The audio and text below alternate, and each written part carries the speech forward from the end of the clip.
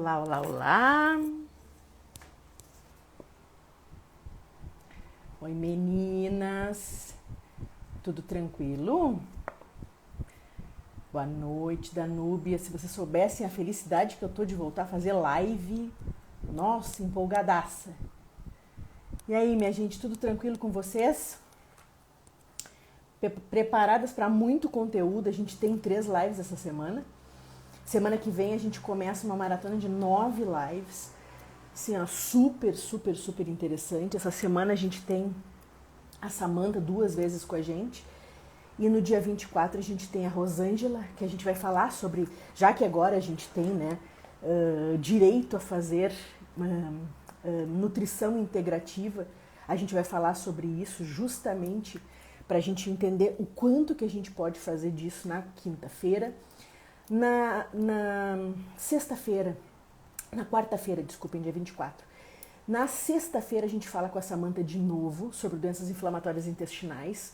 Ela, assim como eu, também tem doença inflamatória intestinal, então é muito legal a gente poder dividir, né, bastante informação para vocês. Quem está com a gente no nosso curso são informações extras. Essa informação de hoje é uma informação extra porque a Escala Bits, a última publicação da Escala Bits saiu agora no início de fevereiro, né? Então é bem novinho pra gente, né? Então a gente vai dar continuidade, né, no nosso pensamento de intestino e trato gastrointestinal. Então hoje a gente vai conversar com ela. Boa noite, amor. Como é que tá a pequena Patrícia? Nos conta depois aí, escreve, ela tá bem? Como é que ela tá? Então, minha gente, hoje a gente vai falar justamente sobre escala de fezes em pediatria. Eu falei pra vocês que, até deixei isso no nosso grupo, no Telegram, que era uma necessidade que eu tinha muito em relação a saber isso. Mônica, beijo, bem-vinda novamente. Era uma dúvida para mim, assim, muito difícil de conseguir entender melhor o que são fezes numa fralda de um bebê, né? Então a gente sempre usou Bristol. Bristol é muito conhecido por nutricionista, mas tem mais coisas que a gente precisa saber. E como eu falei para vocês, não é só para atender criança. Quando tu pega um adulto, certo, que tem problemas e te diz que sempre teve constipação ou sempre fez várias refeições, sempre fez várias evacuações ao dia, quando a gente pergunta, pai, tu consegue perguntar para tua mãe como é que era na infância? Aposto com vocês que o problema começou na fralda. Então essas coisas que eu queria trazer para vocês, não só para materno-infantil, né? O quanto que a gente pode trazer isso para dentro do nosso consultório para entender melhor os nossos pacientes. Então, a minha ideia aqui é trazer essa informação para vocês. A minha ideia com a Samantha, assim, ela sabe bastante que isso é uma coisa muito legal. Pelo fato dela ter problemas intestinais, eu sempre digo que quem tem problema intestinal tem um outro olhar para isso, né? Então, eu sempre gosto de poder trazer para vocês quem tem know-how para passar isso para vocês. Então, sem mais delongas, chamo ela aqui para entrar com a gente. Deixa eu convidar ela aqui. Peraí.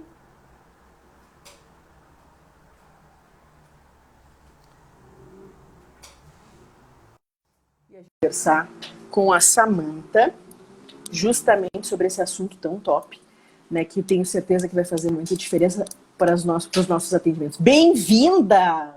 Obrigada, boa noite. Boa noite, que prazer poder conversar contigo, Samantha, sobre esse assunto tão legal, né? E que faz diferença dentro dos nossos consultórios, tanto em materno-infantil quanto em nutrição clínica do adulto também, porque a gente consegue prever ou muitas vezes entender o que está acontecendo. Eu sempre digo que a gente não dá muita bola para fezes, né? E quando a gente tem problema, as fezes dizem muito. É ou não é? E até quando a gente não tem, né, Carol? Porque, na verdade, hoje as consultas pediátricas, mais de 5% das consultas pediátricas são por constipação do bebê, e dos gastros, das consultas gastropediátricas, mais de 15% são por constipação. Então, nós estamos tratando um assunto que, na verdade, envolve muito conhecimento empírico, né? Infelizmente, as pessoas olham para a fralda, né? E aí mandam foto, às vezes, para um familiar que já teve filhos, e esse conhecimento empírico, ele acaba dificultando o diagnóstico, né? Não é à toa que nós temos aí crianças com atresias de vias biliares, que poderiam ter sido diagnosticadas logo nos primeiros dias de vida, onde a intervenção cirúrgica ela é muito mais eficiente e que levam um tempo muito grande para se descobrir que essa criança precisa fazer um procedimento cirúrgico. Fora outras doenças, né? Porque quando a gente fala em fezes, a gente fala em descobrir várias doenças, várias patologias possíveis através delas, né? Então, constipação crônica, por exemplo, a gente tem hipotireoidismo, né? Uma doença congênita, hipertensão, que pode acontecer ainda na infância. Outras doenças que estão acusando ali nas fezes do bebê e que nem sempre a gente dá toda essa validade, nem sempre a gente faz o diagnóstico diferencial. Tu sabe, Samantha, que o pessoal acompanhou um caso que mexeu muito comigo de uma paciente de 40 anos que ela veio a óbito por câncer de cólon. E foi muito interessante conversando, ela tinha um histórico da infância de constipação. Da infância. E aí tu imagina que, como ela estava acostumada sempre com aquela constipação, ninguém dava muita bola, quando foram ver, ela já estava no estágio 4, né? E ela durou 1 ano só. E isso me marcou muito. E aí eu fico pensando assim, quantas vezes os pacientes vêm no nosso consultório e às vezes a gente nem questiona se isso é uma coisa de agora, se sempre foi assim. E quando a gente pergunta assim, isso na tua infância, muitas vezes quando os pacientes vão perguntar para os pais, principalmente para a mãe acaba dizendo, nossa, desde a fraldinha, desde que era pequenininho. É ou não é? Então por isso que eu digo, não é só pediatria, né? E claro, hoje a gente não vai falar muito, mas assim, dentro da AGAD, da Associação Gaúcha de Doenças Inflamatórias Intestinais, e da ABCD também, nós temos pacientes que iniciam na NEL com Crohn, na NEL com retocolite, e que levam uma vida para serem diagnosticados. Eu tenho sintomas, eu tenho Crohn, e eu tenho sintomas desde os 4 anos de idade por hospitalizações. E eu só tive diagnóstico com 32 anos, eu tô com 38. E 27. Sabe o que me diziam? Eu tinha infecção intestinal de repetição. Era isso que eles me diziam. Sim. Infecção intestinal de repetição. Então, assim, o muco que eu tinha, alteração de fezes importante, era tudo infecção intestinal. Sim, sim. Então... E essa é uma dificuldade, né? Mas assim, Carol, o que a gente vê, né? A gente ainda é muito limitado. Bristol, por exemplo, é uma escala que a gente deve utilizar de forma técnica com crianças de 6 anos em diante. De 6 a 8 anos, a gente pode referir a escala, falar sobre as fezes, os 7, né, as nossas 7 figuras que nós temos com a informação e questionar para a criança como é. A partir de 8 anos, a gente já pode mostrar e dá para a criança diferenciar e dizer qual as suas fezes. E claro, ela é longamente utilizada com adulto, né? Mas ela não é uma escala adequada quando a gente fala de crianças com fralda, né? Por que Bristol ela é adequada para crianças acima de 6 anos? Porque ela é uma escala onde a gente já tem os reflexos evacuatórios bem delimitados. Então, a criança já tem um controle esfincteriano, ela já consegue utilizar o sanitário, ela já consegue referir que ela que ela precisa evacuar ou que ela tem um tenesmo, que ela evacuou, que não consegue mais evacuar, mas continua com a sensação de que precisa. Então, ela é mais para frente. E aí ela ficou muito limitada, porque com bebês de fralda, não é bem assim, né? A gente sabe como funciona e a gente tem, quando a gente fala na parte clínica, a gente precisa saber muito por onde a gente está caminhando. Porque vai diferenciar nos períodos da vida dessa criança, né? Total. Então, no nascimento vai expelir mecônio, né? Então, até 48 horas após o nascimento, é uma composição. As fezes, ela tem uma composição. Então, eu vou ter umas fezes mais esverdeadas, às vezes preta, que parece gordurosa, parece um óleo, né? E aquilo ali vai ficar super aderido. Eu brinco que parece um piche, né? Isso! A gente diz que é óleo de motor, porque fica super aderido, às vezes é difícil de remover. E se a gente for levar, e se a gente for levar para um diagnóstico onde a gente não tem o conhecimento, daqui a pouco a gente pensa que a criança está apresentando gordura nas fezes, e não é isso, né? Então, são fezes gordurosas, né? A gente está com... outros podem entrar num diagnóstico da possibilidade de ter uma calprotectina alterada. Eu já vi bebê recebendo exames para verificar calprotectina nos primeiros dias de vida, né?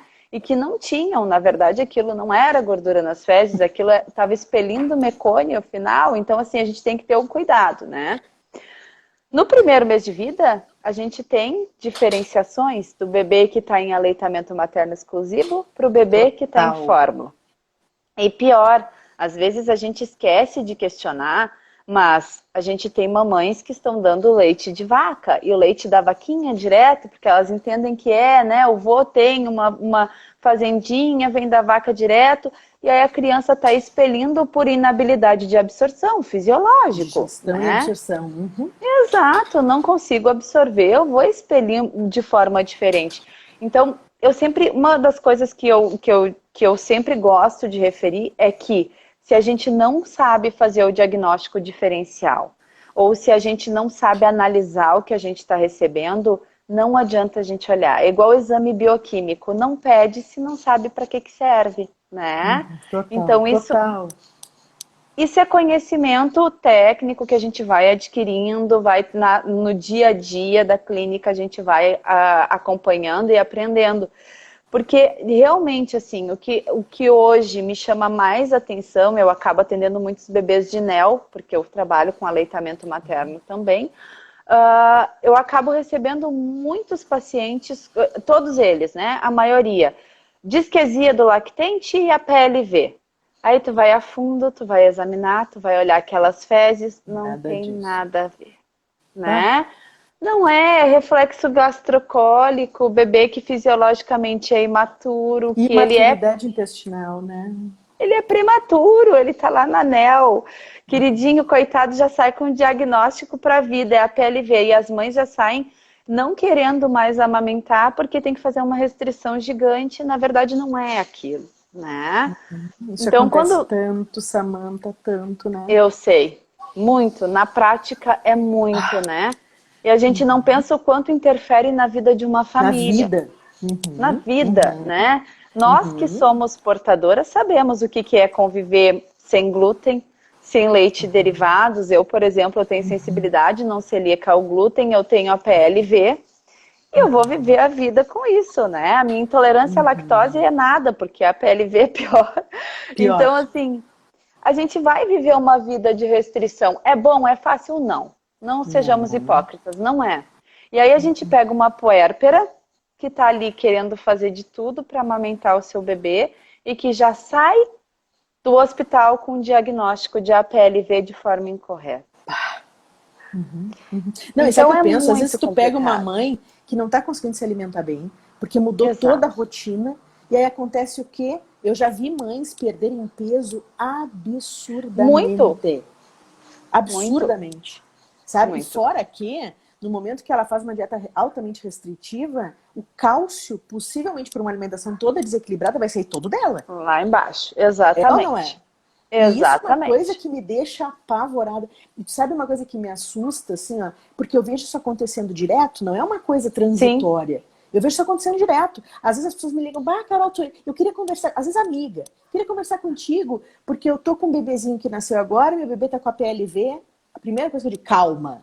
Calma, Da onde a PLV? Quem te disse? Não, eles estão achando que achar é uma coisa, ter certeza é outra. Então, pera lá.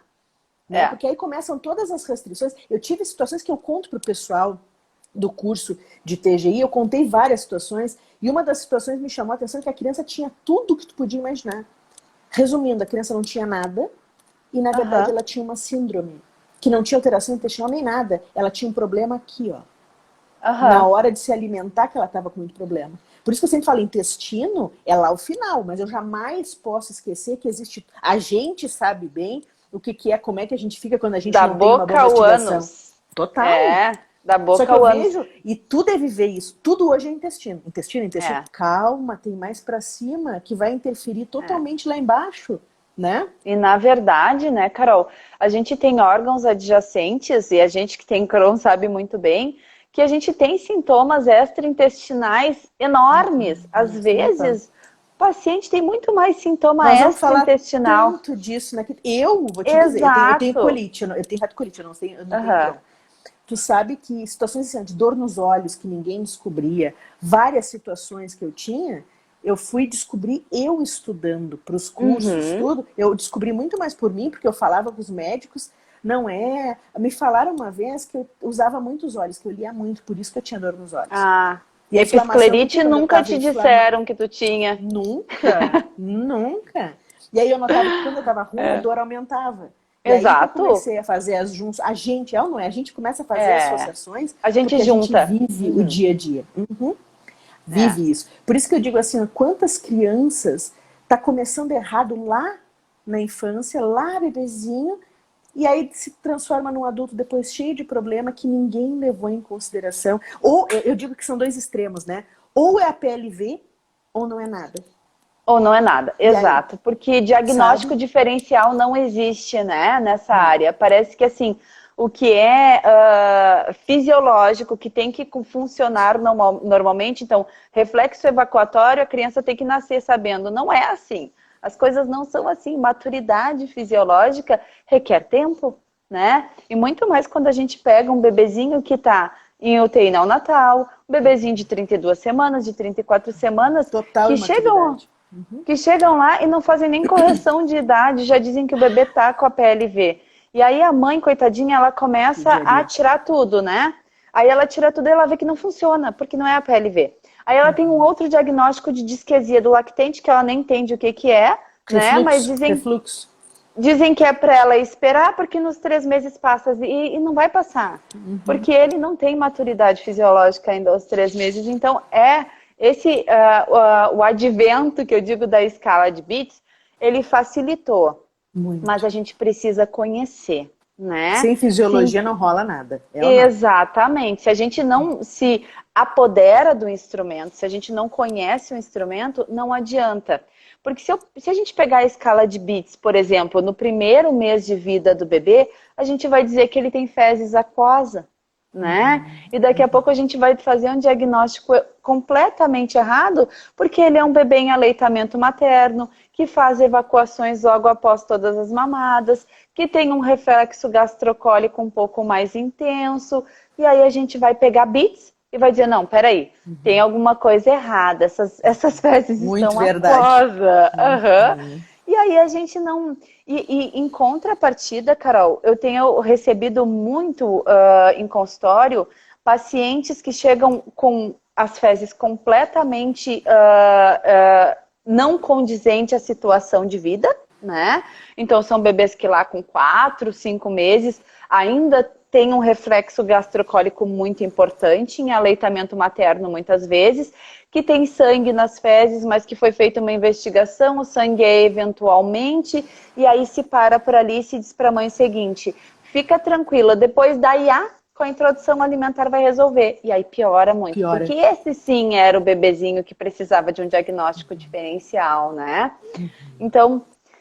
Ótimo, a gente vai ter lá na escala de Beats as fotografias coloridas. Se a gente vai um pouquinho mais a fundo, a gente tem a de Amsterdã, né, que é uma escala AMS, que além disso trabalha volume das evacuações, a cor, a consistência, que ela é um pouquinho... A cor é um negócio também que eu acho que é importante a gente falar, né? O pessoal às vezes não sabe que nós, como Nutris, a gente consegue saber se a mãe está fazendo aleitamento exclusivo mesmo. Exclusivo ou não. Né? Vai dizer que não é. Acho que é bom se tu contar isso pro pessoal, para eles terem noção que a gente consegue saber isso. E a gente sabe exatamente qual o período que o bebê tá e a idade fisiológica de maturidade daquele bebê e daquele leite que está sendo ofertado. Porque a gente sabe que as fezes, quando a gente tem um leite que ele é maduro, que é um leite mais rico em proteína e em gordura, que as fezes podem vir em grumos, que as fezes são mais amareladas, que sim, esse bebê pode evacuar menos vezes, às vezes ele vai evacuar 1, 2 vezes no dia e outras vezes ele vai passar 4 dias sem evacuar e eu digo, o bebê tá lindo e pleno, dormindo, mamando, ganhando peso e a mãe tá arrancando os cabelos da cabeça. Né?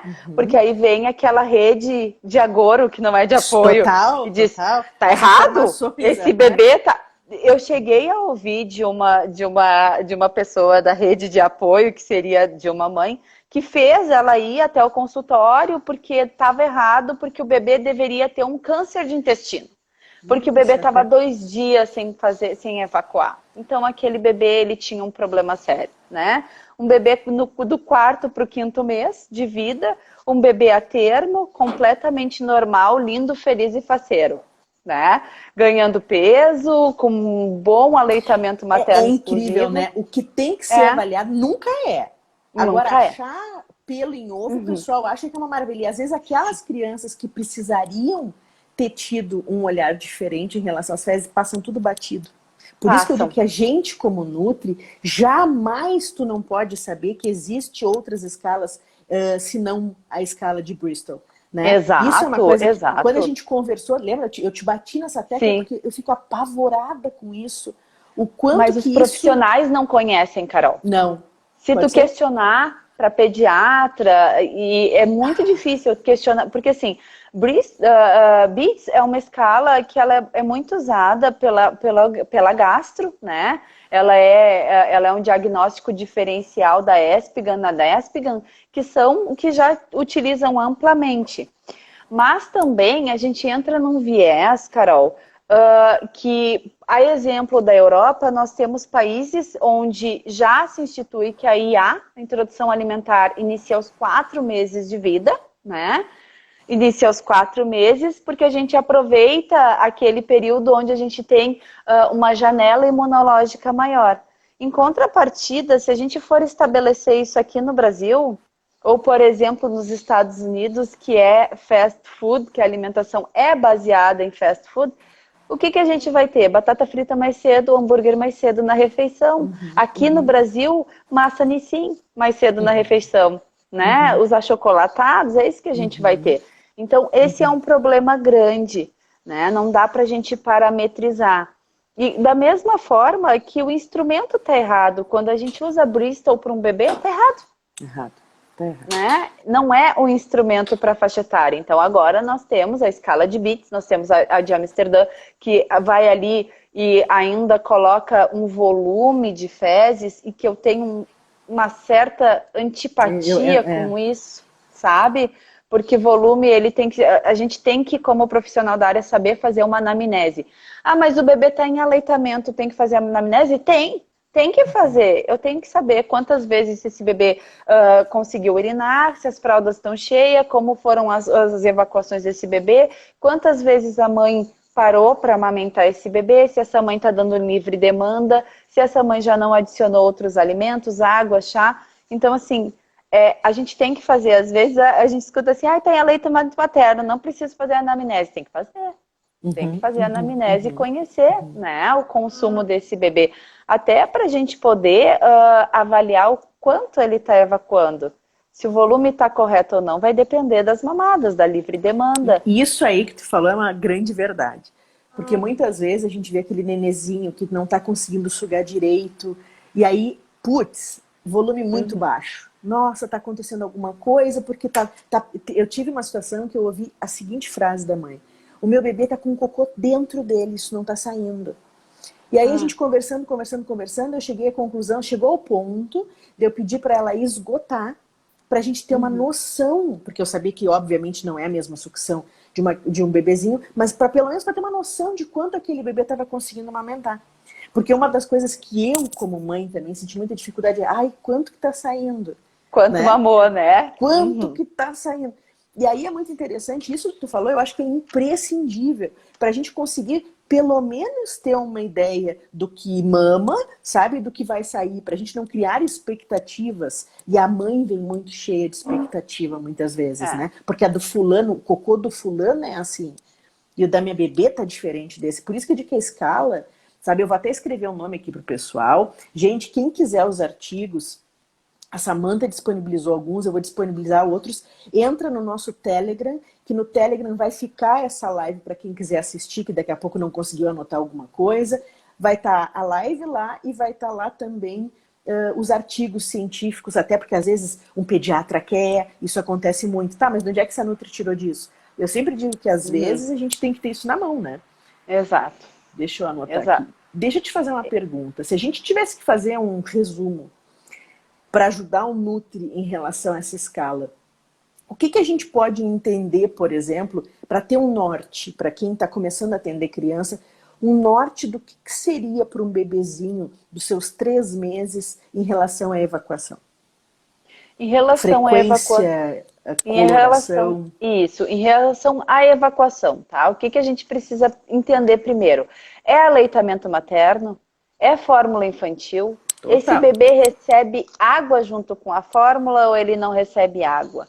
Esse bebê teve um baixo peso e aí veio aquela diluição maluca de acrescentar um montão de pozinho e um pouquinho de água, porque tudo isso vai mudar, tá? Então, bebê de 3 meses, qualquer bebê, qualquer faixa etária, o que a gente precisa primeiro de tudo entender? O bebê, ele tá evacuando com dor ou sem dor? O bebê tem irritabilidade?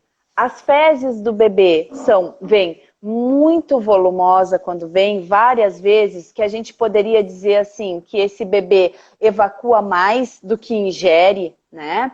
E quando a gente fala em fezes volumosas, a gente tem que avaliar, a gente tem que olhar as fraldas do bebê, né? Então a gente tem que verificar, porque muitas vezes esse bebê, ele pode estar expelindo junto com as fezes parte da mucina, da parede intestinal, e a gente não se dá conta, a família não se dá conta. Eu fui me dar conta da minha mãe contando que era isso que acontecia comigo desde pequena. Exato. Então a gente tem que saber caracterizar. Mãe, pai, quando faz cocô e usar uma linguagem que as pessoas consigam entender. Sai aquela clarinha de ovo junto? Sai o cocô do bebê, ele é em pedacinhos? Porque se a gente fala em síbalos, ninguém sabe o que são bolinhas, né? Então, é o cocôzinho de cabrito que parece aquelas bolinhas. Então, se é um bebê que tá em aleitamento materno exclusivo e tá evacuando com fezes amareladas ou levemente esverdeadas, mas não apresenta dor, não apresenta, é um bebê que está ganhando peso, que não tem irritabilidade, que as evacuações ocorrem dentro de um período normal, e isso é muito importante, sabe, Carol? Porque as mães, elas entram em desespero, 3º dia o bebê tá lindo e pleno e elas estão colocando supositório, né? Então, assim, eu tive casos de mãe de bebê de 4 meses dando polianoglicol, né? Lactulose, sim. E o bebê em desespero, porque aumentou muito o reflexo gastrocólico, e aí logo depois veio aquela evacuação super líquida, e aí a mãe achou que o bebê tinha um problema de fim de mundo, né? Que nem a gente diz, porque ela fez no que ela achava, né? Ou ela fez com uma orientação pela metade. Óleo mineral. Óleo mineral é regra. Direto, né? É direto. E aí, criança usar. E às vezes a mãe coloca na seringa e coloca pelo ânus, pelo canal do ânus, faz um enema. Sim, faz um enema na criança em casa. Então assim, e eu já vi profissional dizendo para fazer isso, aquecer, deixar o óleo morno, colocar na seringa e colocar, tá? Em conta-gotas, pingar no ânus. Então assim, isso é o que vai trazer a normalidade para as fezes da criança. Agora, eu tenho uma criança que está ganhando peso, que as fezes, elas são volumosas, mas o bebê mama um montão durante o dia, tá tudo bem. Livre demanda real. Né? Livre demanda real. As fezes ali pro 4º, 5º mês, elas vieram com alguns grumos, parece que tem uma gordura mais aderida. Chama, olha, avalia se isso não é a gordura do leite materno, né? Então é normal. Tranquiliza essa família, tranquiliza essa mãe. E outra coisa é que o bebê, ele não chora só por cólica, né? Ele chora por fome, ele chora de insegurança, ele chora... E aí tudo está associado. Então, a gente acabou culturalmente ensinando para as famílias que o bebê tem que ter até os 3 meses cólica o tempo inteiro. E a esterogestação não é cólica o tempo inteiro. O bebê chora porque é a única forma de expressão, né? Ele não fala, ele não reconhece esse mundo, ele não reconhece essa luz, ele não reconhece as pessoas, cólica, esse barulho. Né? Tudo é cólica. E aí a gente recebe aqueles bebês assim, ó, sem se mexer, em charutinho, né? E, num calor, coitadinho, perdendo líquidos corporais por tudo que é lado, por causa do calor. E isso é falta, isso é desinformação, né? E isso, relacionado às fezes, o que eu falo sempre, até a gente chegou a conversar, eu tenho muito... Não é um medo, é um cuidado em difundir o uso da escala de bits entre as famílias. Porque a gente tem o conhecimento de que não é a foto em si, é a sintomatologia clínica, o É um contexto conhecimento inteiro. exato, né? Então, se eu acompanho aquele bebê desde o nascimento, eu acompanhei a mãe gestante, estou acompanhando o nascimento, eu sei o que está acontecendo. Em contrapartida, uma mãe que olha uma foto e começa, não, mas está mais ou menos assim, eu acho que meu bebê tem atresia de vias Sim, aí biliares, e na começam os verdade diagnósticos. Uhum. começa, e aí vem o diagnóstico by Google, né, Dr. Google, e é um desespero, é um desespero. As mães chegam já com diagnóstico, já pararam de comer tudo, já estão em desespero, se descuidar, as coitadinhas não estão tomando nem água, porque vai dar cólica no bebê, né? Então, isso é o que a gente precisa cuidar. E muito cuidado na introdução alimentar. Ai, nem me fala. Eu Eu vou te dizer recebi... que eu, com a Júlia, eu fui assim, pisando em ovos, sem pressa alguma, sabe? Fui Sim. bem, porque isso era uma coisa que eu sabia, assim, que a gente vê muitas pessoas com pressa de que a criança, ela tem que comer, ela tem que isso, ela tem que aquilo, e tu tem que respeitar a prontidão da criança. A Júlia, eu achei que Exato. ela estava pronta para começar a comer, era quase 7 meses. E Ela não é estava normal. sentando bem, não estava sentando bem, não vou começar. Não vou Exato. esperar ela começar a ter o reflexo de começar, quando vê a gente comendo, Aham. respeitar a criança. Ela foi prematura, não muito prematura, mas esteve naquele limitezinho. O que eu pensei? Vou respeitar a horinha dela. Só que o que eu vejo hoje? Isso não é levado em conta. Eu vou te dizer isso com dor no coração, tá, Samantha? Mas não é levado em consideração nem por nós, nutris. Exato. E É ou aí, não é? Carol, Nem por nós. entra aquela situação que a gente vê assim, ó, introdução alimentar fácil, 5 grupos de alimento para criança. Meu Que chapéu. introdução alimentar é essa? Se a gente for pensar na capacidade gástrica da criança, já não tem como dar, nem que seja um farelo de cada grupo alimentar. Então, eu preciso respeitar. Não é que eu não vou iniciar um legume, uma verdura, uma leguminosa, uma proteína. É que eu vou respeitar o Vai tempo. devagar. Exato! Tem uma Não, vida e o inteira corpo para aprender. reconhecer aquele alimento, é ou não é? Deixa o É, corpo é. reconhecer, vai sozinho. Eu fiz toda a introdução dela inicial sozinha, alimentinho por Sim. alimentinho. Depois fui Aham. misturando. E foi, tanto que hoje a pediatra da Júlia sempre fala uma coisa que nunca tinha visto uma criança com abdômen como a da Júlia. Cada vez que ela fala isso, eu quase tenho trecos de felicidade, porque eu morro de medo dela ter o mesmo problema que eu, porque a gente que tem doença inflamatória intestinal sabe o quanto não é É, fácil.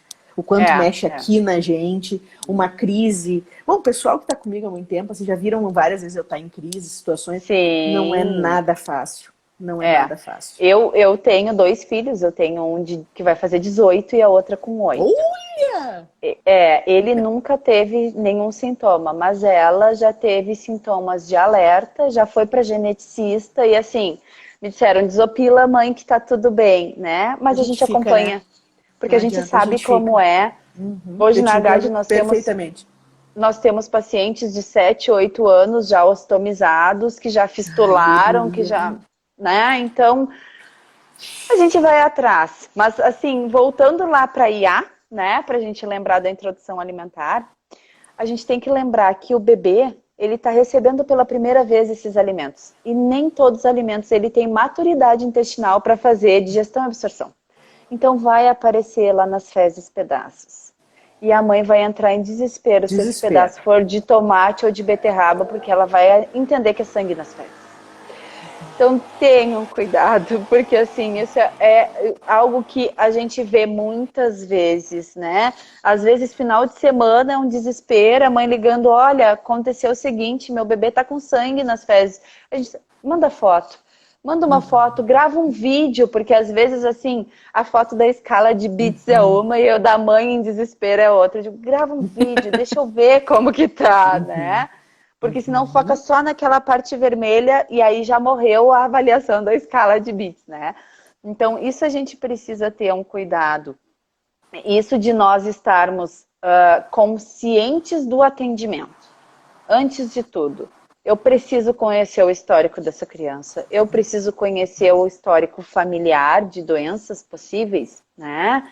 Porque a gente tem hipotireoidismo congênito que causam diferentes formatos evacuatórios. Eu tenho mães em uso de antidepressivo, né, que a gente considera opiáceos, e que vão mudar o volume dessas fezes do bebê se o bebê está em aleitamento materno. Então, isso a gente precisa avaliar. Como que a gente aprende isso? Estudando na prática clínica, né? Eu gosto muito de falar assim, se eu não tenho certeza, eu não avalio. Ou eu busco quem conhece a avaliação, ou eu vou estudar muito sobre aquilo ali antes de dar um diagnóstico. Porque o diagnóstico diferencial é isso. Total. Isso, eu vou te dizer assim, essa live, eu quis botar essa live para voltar o dominando o TGI, que eu gosto tanto. Por quê? Porque eu acho... Eu vou usar uma palavra assim, como é que eu vou te dizer? Um pouco agressiva, mas eu acho inadmissível um nutricionista, muitas vezes, saber muito de anamnese, faz uma materno infantil muito show de bola, sabe muito de amamentação e não sabe de escala de fezes no bebê que ele está atendendo. Não dá. E por isso que eu digo assim, precisa a gente começar por isso, que foi que a gente conversou, os profissionais não conhecem, sabe? E aí, quando pegam uma avaliação e vão usar Bristol, não encontram aquilo no bebê. E aí, porque o que aquilo acontece? é para criança maior. Tem alguma coisa errada, porque eu não enxergo essas fezes nessa escala, né? De forma nenhuma tu vai enxergar, né? Dificilmente tu vai enxergar uma foto da escala de Bristol nos bebês de fralda. Não vai, né? Então isso a gente precisa ter cuidado. E claro, a gente precisa começar a aprender a fazer o diagnóstico diferencial da constipação intestinal orgânica, né? Ou a gente chama de secundária também, da funcional, né? Para os maiores, a gente precisa saber fazer esse diferencial. Poxa, eu tenho, e agora está acontecendo muito, né? Pandemia. Eu tenho as crianças com uso de tela quase que 24 horas por dia. Sedentarismo causa constipação, né? Eu tenho crianças que não tomam água porque elas estão sentadas. O gasto metabólico é baixíssimo, então não tem sede, a família também não oferece, vai causar constipação. Eu tenho crianças que antes socializavam na escola e que tinham uma rotina alimentar muito bem instituída e que agora estão em casa com os pais em atividade domiciliar e que estão fazendo de tudo, é malabarismo. Não adianta a gente querer dizer assim, o pai não está fazendo a mãe. É malabarismo. A gente sabe que é, né, Carol? A gente tem filho, sabe? Tu tem que dar conta de 1000 demandas e, na verdade, tu não consegue fazer tudo aquilo que a criança pequena, que a criança requer, principalmente as que não têm independência ainda.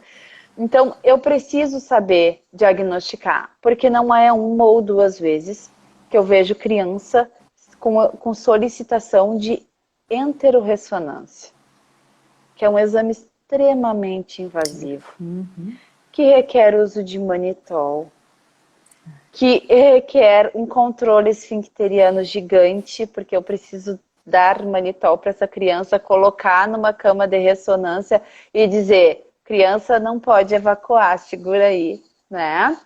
E que, de forma geral, quando não há maturidade, eu tenho um intestino que ele é mais hiperosmolar, né? Total. Ele consegue, então assim... Quando eu devo pedir um exame? Quando eu devo indicar um exame? Né? Quando eu tenho que tirar essa criança de dentro do meu consultório e dizer, não, daqui para frente eu preciso acompanhamento com um gastro que vai me dar... Porque nós somos, de forma geral, o suporte primário, né? Então a gente acaba inferindo coisas para a família que traz para essa família um medo, né? Do extremo, um desespero. Então, assim, a gente fala muito, né, de tratamento de primeira linha. Manejo dietético para constipação é o tratamento de primeira linha, né? Então a gente só precisa saber fazer, a gente precisa conhecer como que faz. Quantas crianças tomando PEC que a gente vê por aí, muitas vezes Direto. talvez nem precisaria. É ou não é? Sim, direto, Talvez nem direto. precisaria. Exatamente. Isso... E assim, as famílias não têm o conhecimento da fisiologia do uso do medicamento.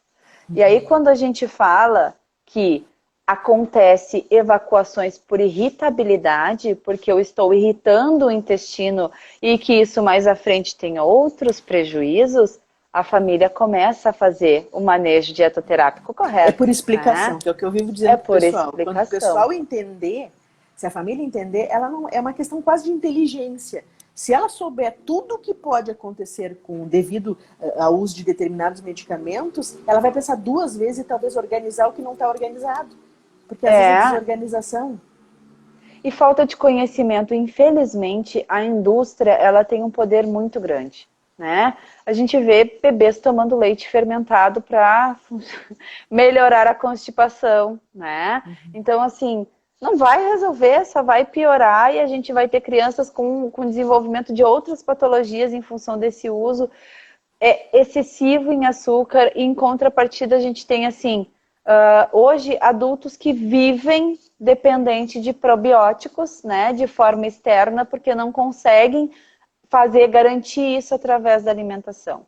E aí a gente pega usuários a longo prazo de probióticos, que não vai ter efetividade se eu não der o alimento para essa bactéria que precisa estar ali colonizando, então vai viver a vida. Tu concorda comigo que existe hoje uma cultura do intestino, do modular intestino, modular intestino, Sim. modular intestino? Sim.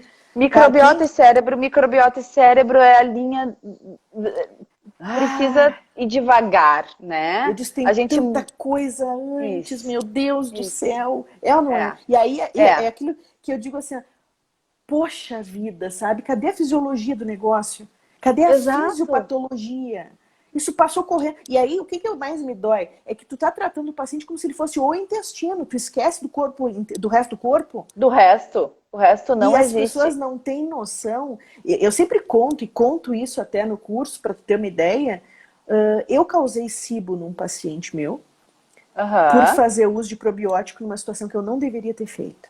E eu conto quanto tempo eu demorei para tirar o paciente da crise que ele ficou. E as pessoas não têm noção disso. E às vezes fazem a prescrição e o pior, não sabem que o que estão causando no paciente é SIBO. Então essas coisas... Mas é que, Carol, a gente acaba trazendo para o paciente algo que ele nem está no momento de uso, né? Quantas vezes a gente pega pacientes com diarreia por N fatores que a gente desconhece e a gente dá um probiótico digo, achando né? que vai diarreia, melhorar. Calma, porque Calma. Dependendo da situação pode ser muito pior.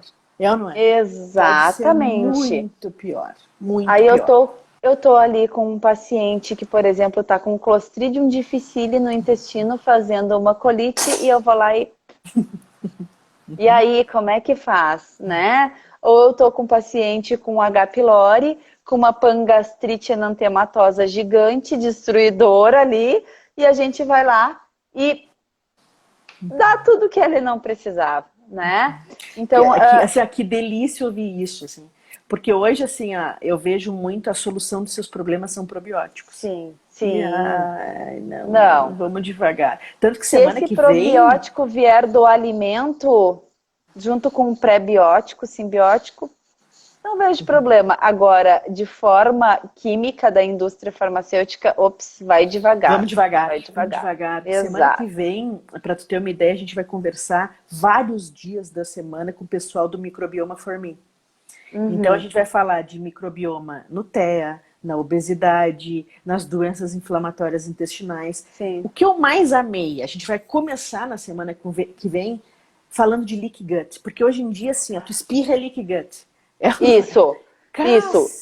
Todo diagnóstico leaky né? Gut. E aí vai vir uma especialista, só para tu ter uma noção, do gabarito das meninas, uma orientanda da Silvia Cosolino e outra do Dan Weitzberg. Então, ótimo. Por aí a gente imagina, é ciência, não é achismo, sabe? E aí falar com gente que tem autoridade para poder falar sobre isso. Porque a gente tem que entender que, ok, a prática clínica, ela é muito importante, mas a gente tem que buscar o diagnóstico diferencial de forma científica. Não é só a Não prática adianta. clínica, né? A gente Concordo. não vai ganhar o Nobel, a gente não é o primeiro a descobrir a solução daquele problema, esquece, né? Então a gente precisa ir de encontro ao que todo mundo já está procurando e que é ciência, né? Então, se eu não meu paciente dentro daquele contexto, eu vou investigar mais, porque alguma coisa passou. Alguma coisa eu deixei passar e eu não consegui linkar com a parte científica do meu atendimento. Mas por isso que eu te digo, a maioria das vezes as coisas passam porque ninguém fala em consistência de fezes. Exato. Ninguém, é muito pouco. Muitas vezes as pessoas até falam no sentido de é bolinha, é mole, e ficar no mole, bolinha e mole. É ou não é? Ou é Isso, formada, acabou ali. Mas Acabou e o que são fezes formadas para uma família? E num bebê, olha, dificilmente ele vai ter na fralda fezes formadas. E aí, isso era uma coisa que eu queria te fazer uma pergunta. Uma criança vou te dar um exemplo de uma situação, tá? Criança 1 ano e 2 meses, certo? Número de refeições, de evacuações durante o dia, mais ou menos de 6 a 8. Certo? Preciso avaliar. Preciso avaliar. O que eu ouvi da pediatra? Não, isso é tranquilo, isso acontece. Eu não acho normal uma criança de 1 ano e 2 meses. Não é tranquilo, 6 não evacuações por acontece. dia. Eu não acho. E a gente normal. tem que lembrar que uma criança de 1 ano e 2 meses, ela não consegue referir. Então, quando a gente quer avaliar ela com Bristol, não vai funcionar, né? Então, ela não refere se ela tem dor abdominal, ela não refere se ela tem tenesmo, a gente não consegue avaliar isso com a criança, né? Mesmo com a linguagem mais lúdica. E a mãe também não consegue avaliar. Por quê? Porque eu vou ter uma criança que, por excesso de evacuações, daqui a pouco ela está aplicando um comportamento retentivo. Ela não quer, ela não aguenta mais, né? E aí a mãe entende que é um esforço para evacuar. E isso é uma confusão e a gente não consegue avaliar isso com uma criança, né? Por mais que a criança tenha um excesso, uma hiperfagia, ela não vai evacuar 6 vezes ao dia. E essas fezes, elas precisam ser avaliadas. Tem alguma coisa. Isso é uma coisa que eu estou tentando dizer, só que aí o que acontece? Quando bate na trave de pediatra, muitas vezes fica muito complicado. Porque está na normalidade, sabe? E eu estou vendo que isso não é normal. Isso não tem nada de normalidade. E tu não consegue entrar por outro viés, o ganho de peso está adequado? Tá. Tá, ele tá vem crescendo normalmente na mesma manutenção anterior. Não baixou muito percentil. Mas o que eu te digo? Vou te dar um exemplo, tá? Meu exemplo. Eu nunca tive problema disso. Nunca. Não, e não quer. Assim, baixo peso é muito mais característico do paciente crônico do que RCU. Total. Né? Por isso então, que eu digo, isso que tu acabou de dizer é muito real. É esse olhar que eu quero chamar muita atenção. Outra pergunta que eu queria te fazer. Uma criança ainda na fralda, o que é mais comum? Até para o pessoal começar a se antenar e querer buscar informação na BITS. O que é mais comum? As fezes estar impactadas no bumbum, que chega a ficar o formatinho do bumbum da criança, ou é umas fezes mais melequentinhas, mais melequento? Depende da faixa etária. Eu tinha de propósito essa pergunta. Se eu tenho um bebê e depende da faixa etária, eu tenho que pensar o que esse bebê faz. Porque se eu pego um bebê, por exemplo, de 9, 10 meses que já iniciou as tentativas de caminhar, eu vou ter um perfil de evacuações. E a composição das fezes na fralda é uma. Se eu tenho um outro bebê que fica muito mais parado, né, que as movimentações são feitas pela família, que ainda não senta, ou senta requer apoio, não fica completamente sentado, eu tenho outra, né? Então eu posso ter bebês na mesma faixa etária com fezes completamente diferentes. É o caso da tua pequena, né? Se a gente for avaliar um bebê de 6 meses que já fez IA e ela que ainda não havia feito, as fezes são diferentes. Né? Então, a gente tem bebês que 1 ano e 4 meses que ainda não estão caminhando. Completamente não, né? E a gente tem bebês com 1 ano e 4 meses querendo demonstrar, inclusive, alguns reflexos de esfincterianos, de controle esfincteriano. E aí, né? Então, isso precisa ser muito bem avaliado.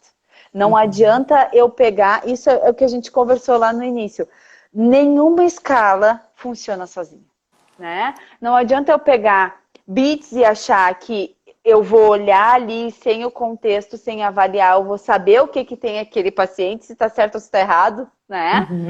Se tem alguma outra coisa que eu preciso investigar mais, se eu desconheço o que acontece, né? Então, essas consultas que são muito rápidas, que não conseguem trabalhar bem o histórico daquele paciente, que não conseguem avaliar exatamente o que acontece e que a gente, às vezes, não tem a habilidade nem de investigar ali, né? De ver que o bebê ele é muito mais ativo, que ele está se mexendo, que ele está fazendo inúmeras coisas ali e que isso vai mudar. Isso vai mudar o perfil das fezes na fralda, né? Então, isso a gente tem que avaliar. Sabe uma coisa que eu digo? Assim, até o que a criança bebe. Exato. Né? Dependendo da situação, eu sempre digo assim, uma criança que bebe praticamente só água é diferente as fezes de uma criança que bebe só suco. Totalmente completamente diferente, né? E até, acho que foi essa semana que passou, eu lancei um questionamento, né, sobre a água de ameixa. Porque a água de ameixa vai modificar. E por que a água de ameixa faz a criança evacuar mais? Porque tem fibra naquela água? Não. Porque é irritativo, a frutose em excesso é irritativo da mucosa intestinal, o açúcar que o bebê recebe é lactose, né? Então vai evacuar, que bom, tá funcionando super bem para o meu bebê, mas sabe por quê? Sabe por quê? Porque logo à frente ele vai ser constipado, porque a gente está irritando a mucosa intestinal daquele bebê. Então isso que delícia muda. tu falar isso. E quem estiver aí do outro lado, anota essa informação, porque eu vejo isso ser dado por Nutri. Sim, verdade ou mentira? Sim, verdade. Por Nutri. Tá? A gente tem que saber o que a gente está fazendo, a gente tem que conhecer a fisiopatologia. Eu tenho que saber qual o mecanismo. Eu não queria nunca mais acabar essa live. Porque assim, como isso é importante. Eu sempre digo assim, quem me conhece diz, nossa, ela é apaixonada por fezes. Eu acho até que eu sou. Vou te ser bem eu sou também, Carol. Porque eu tá digo tudo assim, bem. Cara, como tu consegue analisar melhor um paciente, sabe? Como tu consegue ter estalos que tu não teria só muitas vezes com uma informação que o pai e a mãe estão dando, sabe? E isso eu digo para vocês assim, o quanto que dentro das nossas consultas isso vai fazer diferença na hora da gente fazer um diagnóstico nutricional de uma criança. Exato. Né? Só água de ameixa para bebê ou para adulto também? Para qualquer um, na verdade, assim, se eu vou dar, eu tenho que dar o alimento, né? A gente vai ter que dar fibras. Para o bebê, a gente não vai dar fibras, ele vai estar em aleitamento materno exclusivo. Eu tenho que ver quais são os outros vieses possíveis e se realmente é uma constipação, né? Porque, como eu falei, A gente fala até do volume do que a criança está mamando.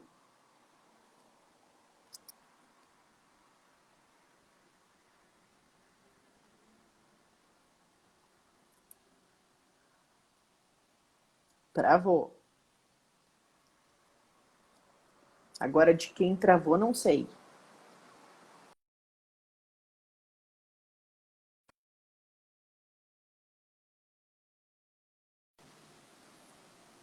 Gente, vocês estão aí?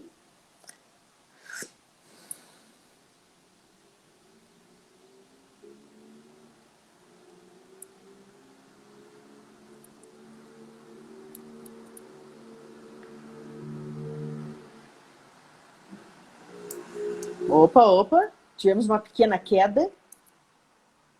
Tá conseguindo?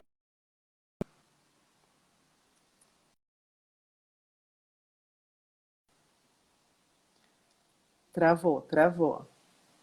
Estamos escutando, Josi? Ai, que bom. Eu vou aproveitar e falar uma coisa que a Dé escreveu ali. Samanta caiu. A Dé falou uma coisa ali que já leu estudo sobre as fibras da ameixa. Perfeito. A fibra da fruta ameixa realmente tem prebiótico, tem uma ação positivíssima na microbiota. O problema que ela está falando é sobre a água da ameixa, onde tu tem uma concentração maior de frutose, onde tu vai fazer justamente soltar as fezes por osmolaridade, por puxar água e facilitar isso na criança. Só que se tu ficar fazendo isso constantemente, a água de ameixa, que é isso que ela quis falar, o que vai acontecer? Tu só tem estímulo de evacuatório na criança por estímulo de irritação, entendeu? Por esse excesso de frutose. Deixa eu puxar ela de novo aqui, vamos ver se a gente consegue. Acho que ela caiu mesmo. Então, ai, gente, assim, ó. Acho que tá voltando. Voltou. Tinha caído.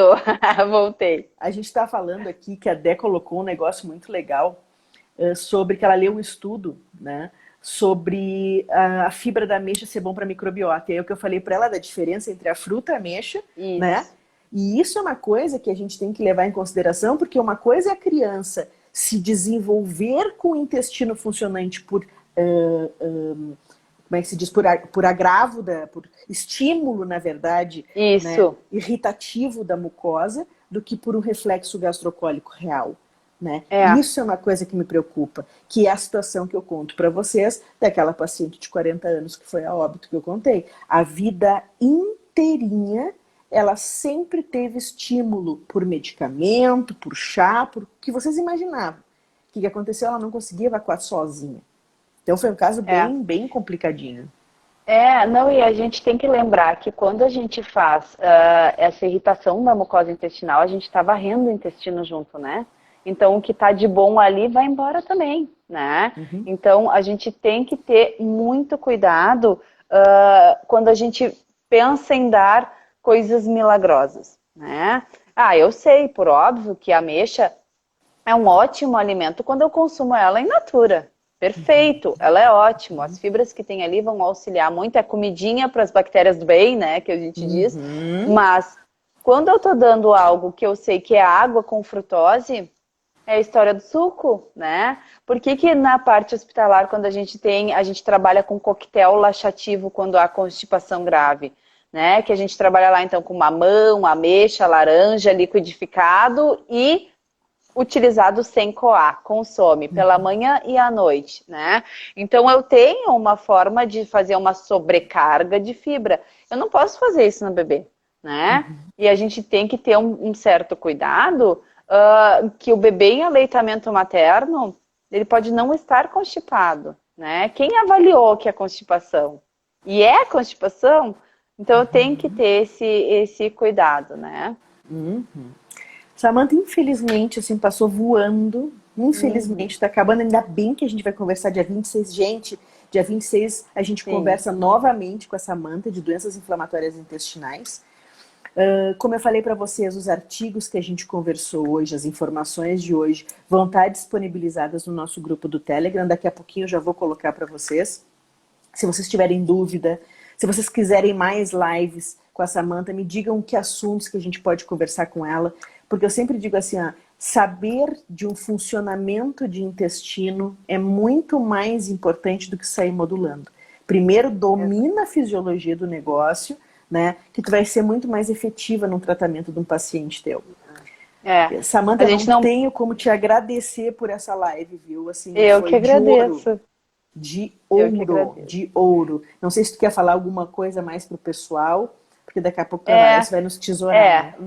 Vamos cair. Lembrar que cada paciente é único. Não adianta imunomodular todo mundo igual. Não funciona, né? Eu não consigo entender cada isso. Um é único. Sabe a frase que eu uso sempre? Eu não atendo Playmobil. Exato. Sabe? Não é brinquedo, não é computador, não é tudo igual. Diferente, né? Cada um é diferente, não adianta. E se a gente não souber levar isso em consideração, que tipo de consulta que a gente está fazendo? Então, né, Carol? Complicado. Isso é muito complicado. A gente acaba recebendo, por fim, chega para nós e aí a gente vê muita coisa difícil, né? A gente acaba pegando só os estragadinhos já, que já vem bem mais, né? bem mais Já vem com todas as detonados. tentativas, aquelas da cartilha básica, né? Que já deu tudo errado. E aí a gente vai tentar reorganizar, Porque né? eu digo, não é fácil, é um negócio que... É. Eu até fiz uma live de epigenética, que vou falar semana que vem de epigenética de novo Sim, nas doenças inflamatórias intestinais, mostrando que as alimentações de hoje, as escolhas alimentares de hoje são responsáveis pelo boom de pessoas com doença inflamatória intestinal. exato. Então, É. Isso que aqui no nosso país ela é hipodiagnosticada, né? Então total, ela, total, as pessoas total. desconhecem. Por isso que eu digo, eu Assim, insisto em doença inflamatória é, intestinal, insisto. O pessoal sabe, é, eu sou a rainha das lives de doença inflamatória intestinal. é, Porque honestamente, assim, ó, tem muita gente sem diagnóstico, custa muito até ter o diagnóstico, e aí o negócio já virou uma lambança, sabe? Tem sim, pacientes que sim, já tem que sim. operar, tem que tirar, resseccionar intestino, porque já não tem muita coisa para fazer. Né? Então, eu digo É, quanta coisa a gente precisa saber, até daqui a pouco, para chamar a atenção do paciente que ele deve procurar um médico para averiguar isso mais exato. profundo. É, Né? exato. E a gente tem muita coisa para falar. Se a gente for entrar aí, que entra TGI junto, galactosemia, que é Total. muito mal conduzida, Uhum. doença celíaca, né? A gente falou um pouquinho de APLV, mas é complicado. Diagnósticos muito difíceis e conduta pior ainda. Isso a gente tem que repensar É enquanto brabo, profissional é da bem área. complicado. Mas, É, Samantha, nos vemos dia 26 de novo. combinado. Pessoal, dia 24 a gente tem nutrição integrativa de trato gastrointestinal, que eu acho que tem algumas Ótimo. coisas que podem ser interessantes para a gente fazer e conhecer, já que isso é uma área que foi liberada para a gente, existem algumas ferramentas que podem ser legais. Então, muito obrigada, Samantha, do meu coração, assim, foi Eu que agradeço. espetacular, espetacular, e obrigada a Obrigada. todo mundo que ficou aí com a gente, tá bom, minha gente? Quem quiser, entra lá no Telegram para pegar esses artigos que estão lá para vocês, tá bom? Beijo, obrigada Obrigada, e até dia beijo. 26. Até dia 26. Beijo, gente!